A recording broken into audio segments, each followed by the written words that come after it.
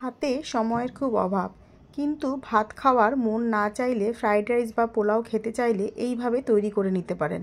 সে বসিয়ে দিয়েছি কিছুটা গরম জল, আর তার মধ্যে দিয়ে দিলাম খানিকটা নুন।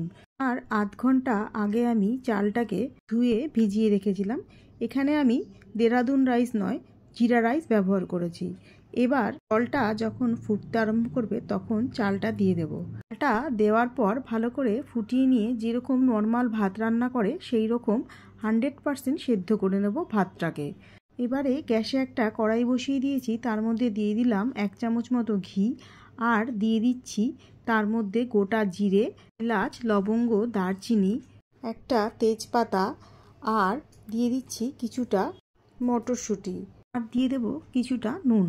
সব উপকরণগুলোকে একসাথে খুব ভালোভাবে কিছুক্ষণের জন্য ভেজে নেব। ভাজা হয়ে গেলে তার মধ্যে দিয়ে দেব সেদ্ধ করে রাখা ভাতটা। এরপর এর মধ্যে দিয়ে দেব টেস্টের ব্যালেন্সের জন্য সামান্য একটু চিনি।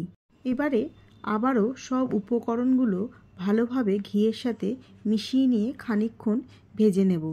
বেশি কিছু মশলা বা কোনো রকম ঝুটঝামেলা ছাড়াই তৈরি করে নেওয়া যায় দারুণ স্বাদের এই সম্পূর্ণ নিরামিষ ফ্রাইড রাইস। ভালো লাগলে বাড়িতে একবার ট্রাই করে দেখতে পারেন।